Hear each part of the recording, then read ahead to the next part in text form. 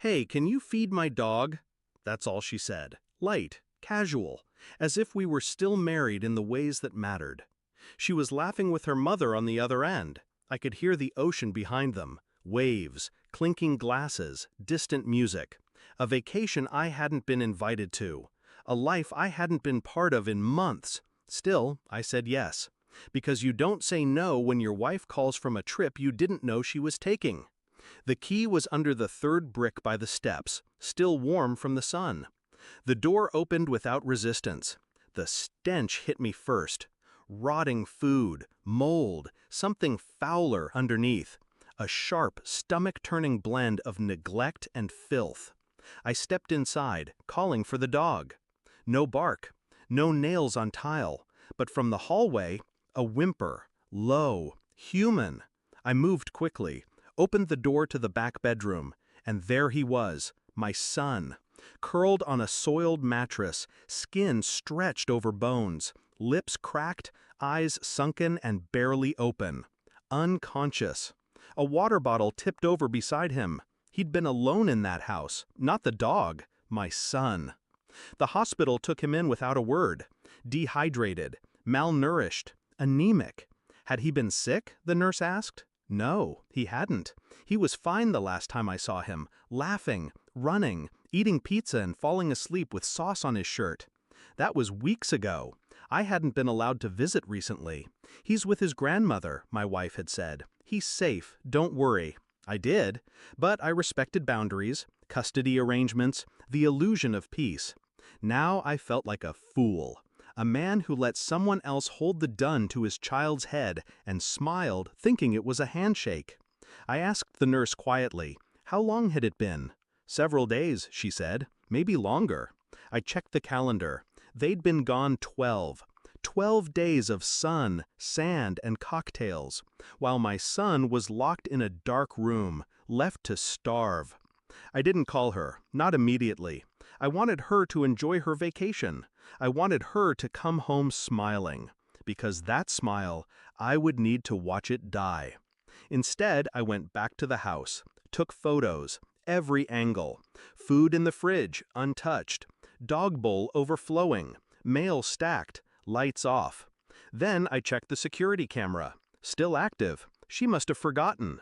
The last footage showed her leaving. She waved to the camera, blew a kiss, to the dog. The timestamp, the same morning they flew out. She never once looked toward the hallway, never once checked the back room. She locked the door. Double turn, the kind you use when you want something to stay buried. I copied the footage to a flash drive. Then I checked the text logs. She had told me they were taking him to her sister's for the week. A lie. I called her sister. She hadn't seen my son in months. She walked into the hospital room 3 days later, tan, sunglasses on her head, still wearing that wide, performative smile, until she saw me. And then saw the bed, our son's IVs, the bandage on his arm, the slow beeping of a machine keeping count of breaths he couldn't take on his own. She froze. Her lips moved, but no words came. I handed her the flash drive. She didn't touch it. "Where's the dog?" she whispered. Not "is he okay?" Not "what happened?" The dog. I looked at her then, really looked, like you look at a dead thing you haven't buried yet, and I knew. She didn't forget him. She left him. I didn't fight in court. I didn't scream. I gave the judge my evidence, the footage, the texts, the hospital reports, medical assessments, a quiet, concise affidavit. Her lawyer tried to paint it as postpartum stress, a mistake. I let them, because mistakes don't lock doors and fly to the Maldives. Mistakes don't lie across state lines. The judge ruled swiftly. Full custody, emergency order, no visitation.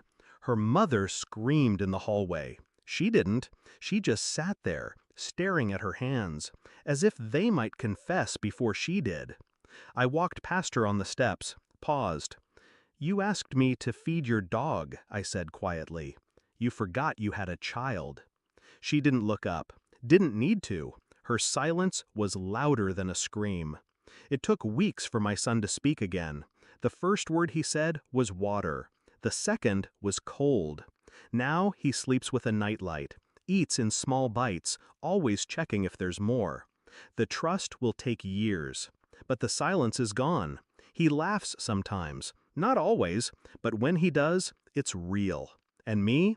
I've stopped waiting for apologies, stopped looking for guilt in her eyes. It doesn't matter why she did it, only that she did. I don't love her. I don't hate her. I simply removed her. Like rot, like poison, like something that should never have been there to begin with.